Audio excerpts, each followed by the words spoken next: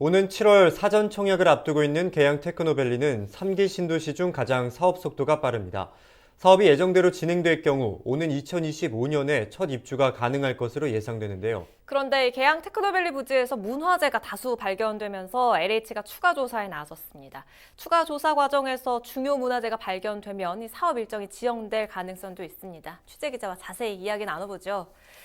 김진재 기자, 지금 계양 테크노밸리에서 어떤 유물들이 발견이 된 거고 또 추가 조사는 어떤 식으로 이루어지게 되는 겁니까? 일단 그 문화재청이 지난해 5월부터 두 달간 계양 테크노밸리 부지에 대한 지표 조사를 실시를 했습니다. 네. 이 중 현장 조사는 3일간 진행이 됐는데 이 과정에서 삼국시대와 고려시대 그리고 조선시대의 것으로 추정되는 유물들이 다수 발견됐습니다. 삼포지 그러니까 유물이 발견된 지역은 모두 9곳인데요.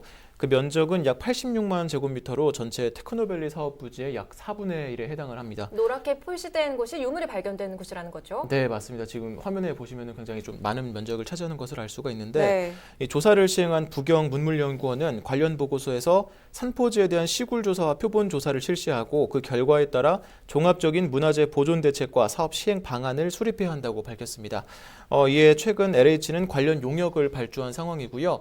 이 관련 추가 조사는 이르면 다음 달부터 시작해서 1년 동안 진행될 예정입니다. 네, 말씀하셨듯이 앞으로 1년 동안은 문화재에 대한 추가 조사가 진행된다는 건데요. 그렇다면 계양 테크노밸리 조성 사업에도 당연히 차질이 생길 수밖에 없는 거겠죠. 네, 지금 그런 부분이 가장 좀 우려스러운 부분인데 일단 지표 조사를 통해 사업 부지 내 유적이 있을 가능성이 지금 확인이 된 거거든요.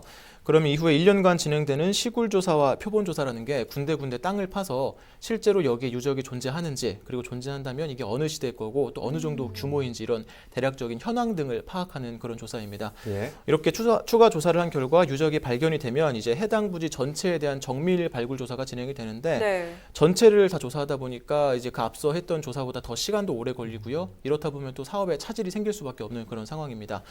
또 정밀 조사 결과 발견된 이 유적지의 중요도에 따라서 문화재청이 보존 조치를 결정을 하는데 만약에 중요 문화재일 경우에는 현지 보존이라고 해서 그냥 그대로 그 상태를 보존해야 하는 그런 상황이거든요. 그렇군요. 네, 그래서 이런 부분 때문에 아무래도 좀 사업에 차질이 생기는 거 아니냐 이런 우려가 나오고 있습니다. 추가 조사라는 게 1년 동안 진행될 예정으로 지금 잡혀 있어서 애초에 네. 계획했던 기간보다는 길어질 수밖에 없는 상황인데 네. 이 관련해서 LH 입장은 어떻습니까?